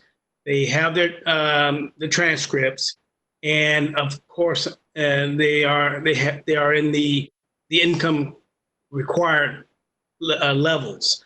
So those are 3 areas that have already been vetted. And yeah, we could have interviews for the students over Zoom or WebEx or what have you. But then we have to consider how many of those students have access to computers at home. I would hope most of them do, if not all of them, because I think that was one of the mandates. I know for the private schools that my daughter teaches for, but in the public schools, I don't know if the students were issued laptops. Plus, there's a time limit as well in terms of if they don't have it, how do we? So I think to just the change. I think your idea is excellent, and I think we need to, and I definitely support it. Madam Chair, this is Noreen, of course, as I'm looking back at the financial summary. Yes, ma'am. And I like what you're saying, but as I look back, I think that Parks and Recs will also be affected with that $53,000 that they have there, because I think a lot of that is on hold as well. My concern really is, and I know staff has did their due diligence with the applications, but as board members, we've not had the opportunity to look at the flash drive or any of that. Not that is, I think we allocated That's for. the one they told me we should send it to. That's what the woman told me today. Are you able to hear me? Yes, ma'am. I hear you. I'm listening. Okay, I was looking at the board financial summary, and I don't know, Mr. Henderson, if you had opportunity to look at it within our board send out, but there's other opportunities as well that will be adversely affected by dollars. From what I'm seeing, and it's 55. So I did look at 63 applied, and then we approved 55 or something. But I was looking forward to looking at some of the application on the flash drive, and I know we've had limited ability to do that, but we can be creative. But just want to make sure that we know that there's going to be quite a bit of dollars left over. But when you look at Parks and Recs and you look at the youth development or the college explorers, they are both, there's going to be dollars in both areas. I feel that will not expenditures. My only concern, Madam Vice Chair, is that the College Explorer program, we're in May now. The chances of us having that program happen is none.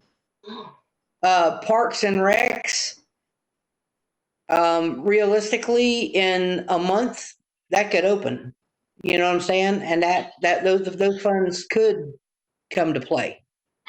So that would be my only concern there, using any money there as far as Parks and Recs is concerned. I mean, I'm being realistic. I don't really see it happening, but you know, you know my faith, and I want to wake up tomorrow and this is gone. You know what I'm saying?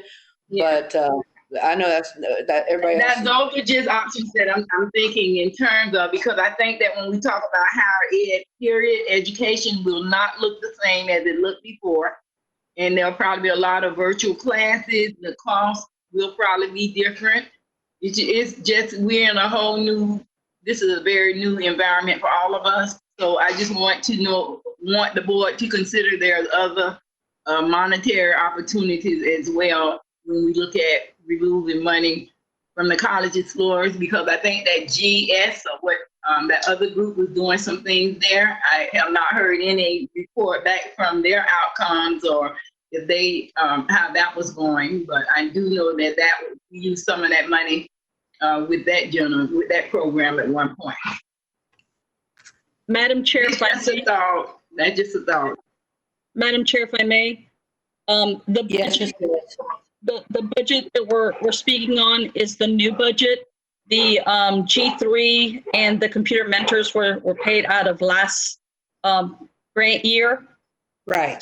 So those have been closed out, and we will get the report out to the board for your review. But the dollars that our chair is speaking of is the new grant year that started April 1. And to touch on the Parks and Rec line item, that is a year-round program. So if something were to come up where those programs get started up again, it would go through the end of the grant year. Unfortunately, the summer experience it's in the name, it's a summer experience, and I just don't see that will be able to move forward.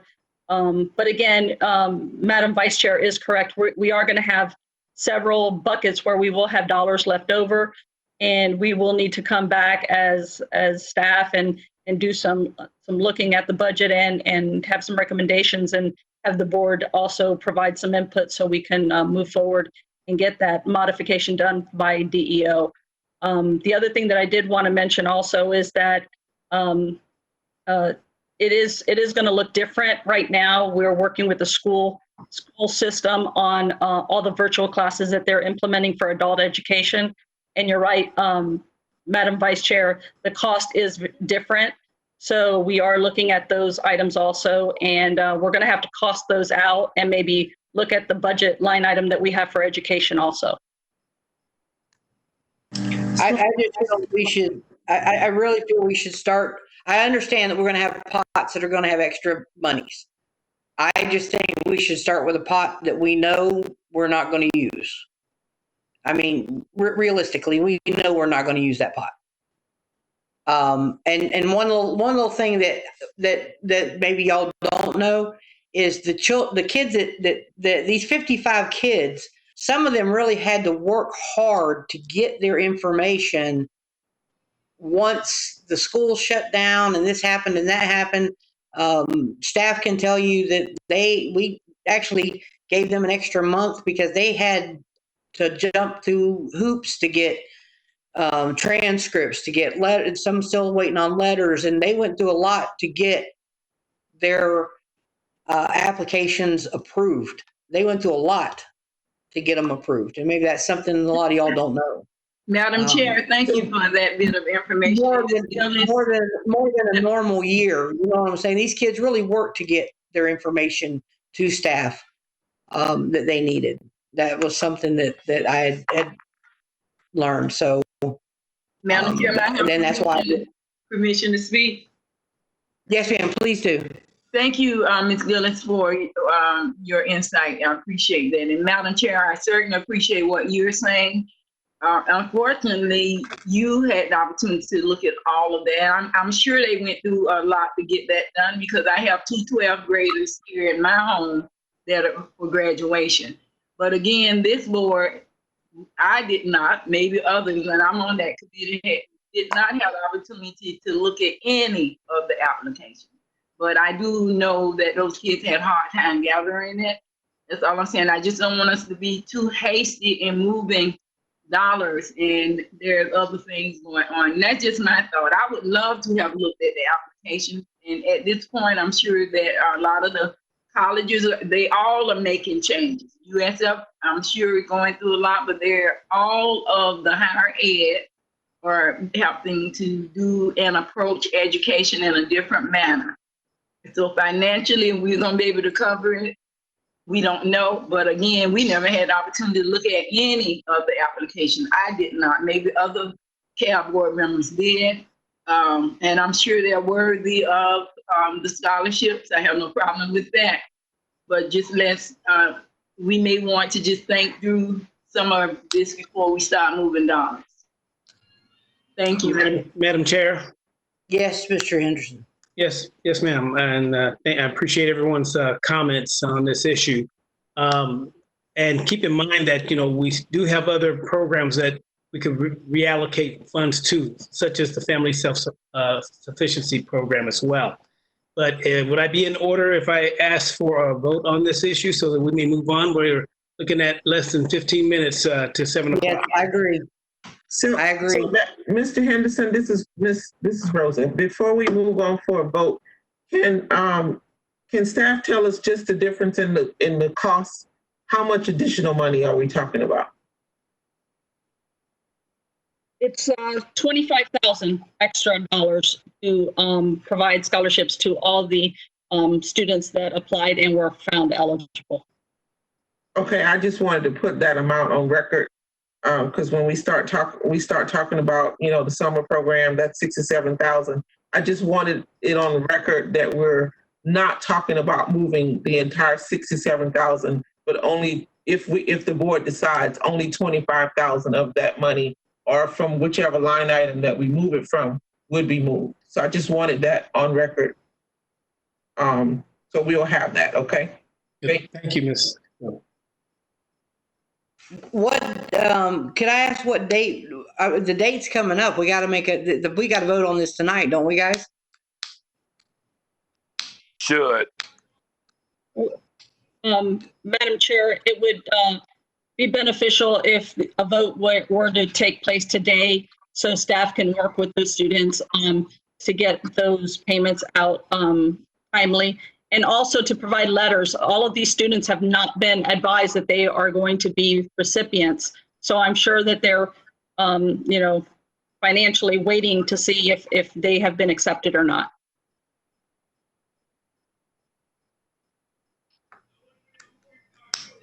So I guess the choice we have to make is, do we take the money from College Explorers or do we take the money from Parks and Recs?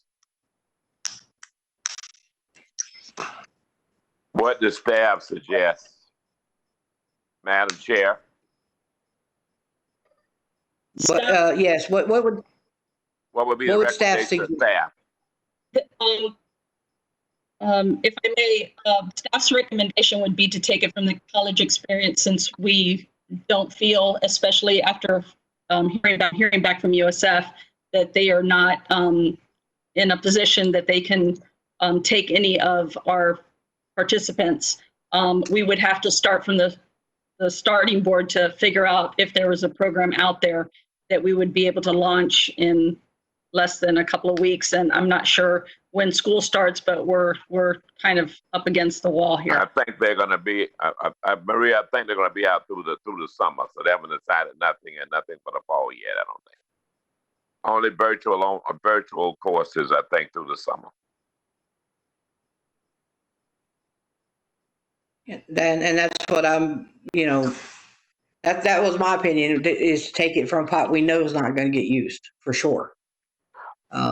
Due to the exigency of the matter and the time that we've spent on this call, I move that we remove $25,000 from the College Explorers program and put it in the scholarship program for 2020. I second. I second the motion. Who was that? Dr. Wright made the motion. Samelia Davis, second. Oh, Miss Davis, hello. So all those in favor? Dr. Wright. Aye. Aye. Aye. Aye. Aye. Aye.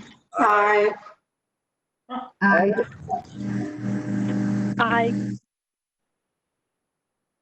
Nay. Any opposed? I abstain. We have one nay. Madam Chair, that was an abstention, I believe. Oh. Yes. I'm going to have to refer to, I would normally refer to Ms. Hargret. I apologize. I don't know the difference. She's not saying yes or no. She. Up eyes. But I do believe. Okay, so she's Switzerland. Is that what I'm supposed to understand, Madam Vice Chair? Yeah, I'm abstaining from voting. I'm not saying yay or nay. I'm not voting. I'm abstaining. Okay. Thank you for I apologize. I have never had that come up in a meeting before. So we have one that abstained and the rest aye. So the motion passes. We're going to move the 25,000 from the College Explorer program and move it to the scholarship program. Ms. Mastrada, did you hear that?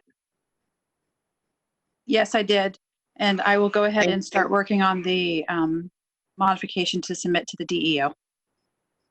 Okay, thank you very much. Okay, next we have the public members renewal letters. Yes, Madam Chair, I will take that item also. This is just for information. It went out on the weekly update, and I just wanted to make mention that if you're holding a public member seat, we will need your letter again for recertifying you.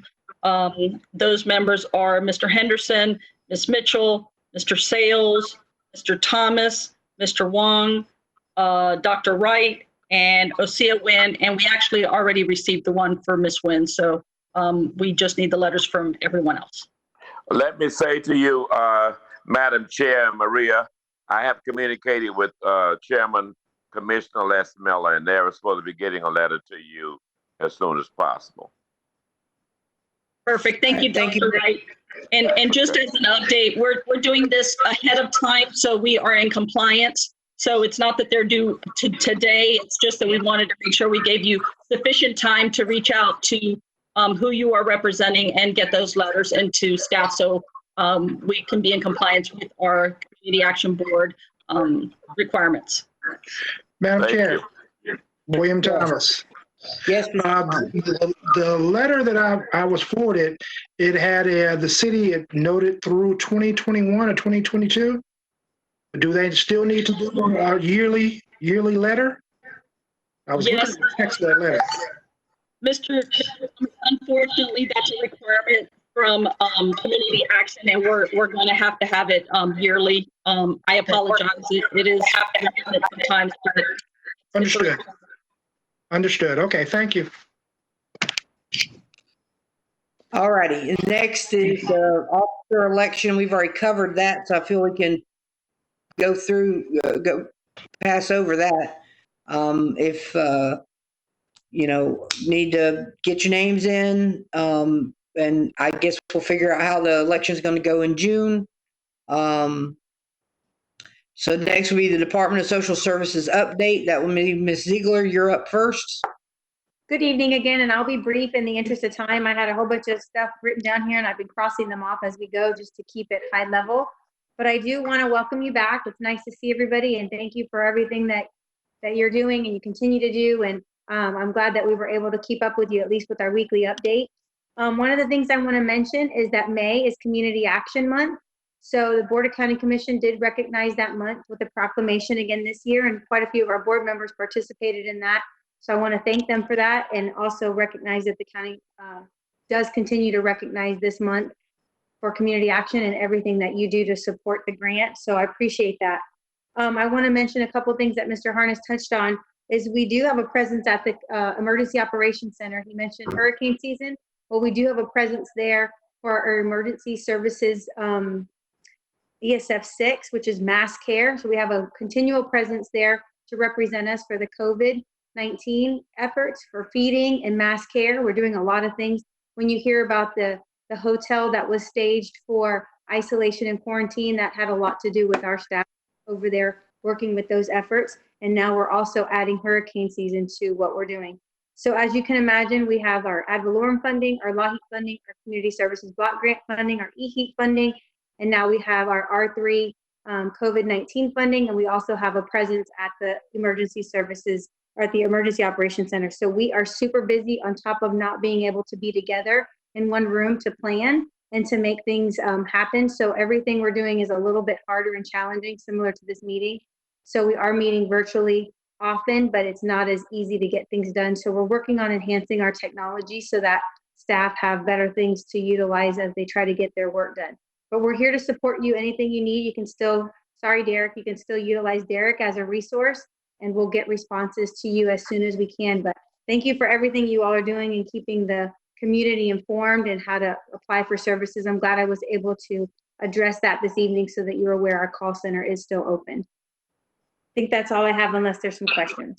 I'd like to suggest, Madam Chair and Ms. Audrey Ziegler, that we draft a letter and have it signed by Madam Chair to congratulate the new appointed county manager so we can establish a relationship with her. Dr. Wright, I'm so glad you mentioned that. I do want to publicly congratulate Ms. Bonnie Wise as being our new county administrator. That appointment will begin July 1st, and we're excited to have her on board and a familiar face and someone who recognizes how we do business. And she did participate in our human service staff meeting this morning. So Mr. Harness has already reached out to her to let her know how important everything that we do and you all do is, and she's already engaged with us. So I'll work with our board chair to develop a letter that you all can sign on our behalf to make sure she knows that you are congratulating her. Thank you so much. Is there anybody else from the speaker? That's it? All right, Ms. Gillis. Thank you, Madam Chair. I will also be brief, but I wanted to share that as many of you know, training and furthering information on community action is vital to the work that this board does. And unfortunately, many of the conferences and trainings that were scheduled this summer were canceled or postponed or rescheduled. I did want to share that the FACA conference, which many of you had signed up to attend, has been or will be rescheduled to another date. But it will be done virtually. So we will be reaching out to those of you who signed up for that training, that conference, to advise of how we're going to proceed to make that happen. I think there's going to be some challenges just like with this call, but we'll make them work as staff. Other than that, I know that with discussions with DEO, there is some money that probably will be flowing to the department for CSBG and LAHEAP. The amounts are still up in the air, but once we get more information, we will provide it to the board on how we're going to proceed with those dollars. Madam Chair? Yes. A question for Ms. Gillis. Would you happen to know if the CAP annual conference has been also postponed?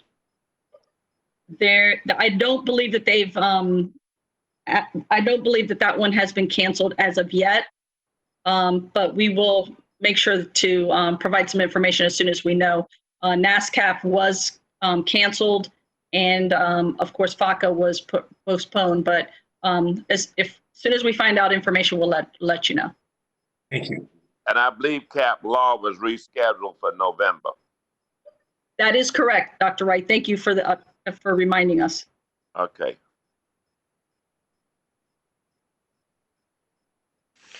All righty. And we are at for the good of the order. Does anybody have anything for the good of the order? I don't think there's a whole lot going on out in the community that we haven't already covered, but if anybody's got anything. Yes, I'd like to share. This is Christine Long. Yes, ma'am.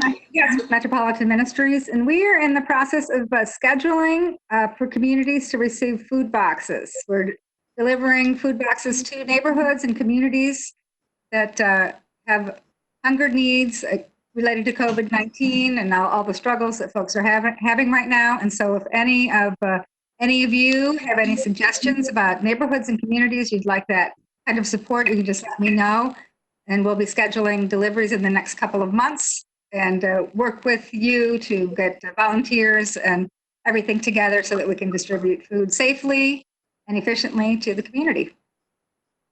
Very nice, Christine. We heard about the work that was done by Thaddeus O'Neill and James Winston with Metropolitan Ministries. That was great. They was contributed $50,000 to feed families. That was wonderful. Let me introduce into your hearing that several weeks ago, there was a void of any black males on the school board, on the superintendent's transition team. And there were some persons in the community who spoke with the superintendent and recommended that I would be a person to represent black males on that superintendent's transition team. So I want you all to know that I've been attending those meetings. And should you have any concerns, I've spoken with Michelle Longo, who we work well with, to get those GEDs for many of our residents in the communities who benefit with our programs. But I want you all to send me an email or send it to Derek of any of your major concerns that you would like for me to put on the table as we go forward in transitioning this district and preparing for preparing these young people in the future. Madam Yes, Mr. Yeah. Henderson. Yes, just to kind of dovetail what Ms. Long was saying, the Greater Tampa Realtors hosted a food drive and a GoFundMe drive when Metro Men had put up a call for help. And our almost 13,000 members, not all 13,000 of them, but a good majority of them heeded the call that we were able to raise over $5,500 for Metro Men in a very short amount of time. And we were also, I think, got about 1,600 pounds of food. And the only diapers that were purchased were bought by me, Christine, I want you to know. But we were happy to be able to do our part as members of the community. Thank you so much. You know, we were down to our last few cans of food, literally, which Metropolitan Ministries has never been in that situation before. And thanks to your organization and so many others in the community, we have been able to continue and maintain and increase our food distribution. So that's, the community support is absolutely amazing. And I know that we are partnering with the county in the coming months for some funding for food, thanks to the CARES Act. So we're going to be well set, and we want to be sure we're sharing all of that across the community as a whole. So thank you. Appreciate Wonderful, it. wonderful. And also out in Plant City, Frontline Community Services, which is mine and my husband's nonprofit here in Plant City. We serve a hot meal every day at 5 o'clock to the homeless and needy. And as you can expect, our numbers have risen to sometimes over 100 a day coming to have a hot meal every day at 5 o'clock. Our program was the only program in Plant City not shut down. All the city buildings were shut down. They allowed us to serve outside. And so our people are still coming. We have churches and organizations take 1 day a week to serve, and we served over 1,800 meals and to-go boxes and bag lunches to the homeless and needy in Plant City. And we just started a new program called, ironically enough, Feeding Plant City. It's our own separate 501(c)(3). And in 2 weeks, we'll be delivering 2,000 boxes of food every 2 weeks for the next 6 months to our community here in the Plant City community. So that's something we're really proud of and we're looking forward to out here in our communities. So if y'all will come out and help sling boxes, I'll let y'all know when it is. Yeah, if you can use my help, please feel free to reach out anytime. Is that Christine? Yeah, Christine. Yeah, if you can use our help for Metropolitan Ministries, we're happy to help in any way we can in Plant City. Yep. But what we're going to do is we're going to start in the city and kind of move into the rural communities too, like Dover, Thenota, Sassa Spring Head, Beeville. We're going to take that reefer truck out there to go to the communities rather than people. The problem is a lot of times people don't have the transportation to get to where the food's being given away. So we're going to take the food to them. So, so we have some boxes that are like they have like single serving, eat and serve kinds of little meals in them that could be good for the homeless population. If you'd like that as an addition, if there might be something that'd be beneficial, just let us know. All righty, I'll give you a call. Thank you. Is there anybody else? All right, with nobody else, it is 7:07, so we didn't do too bad. We started a little late and we ended a little late. And I will call this meeting adjourned.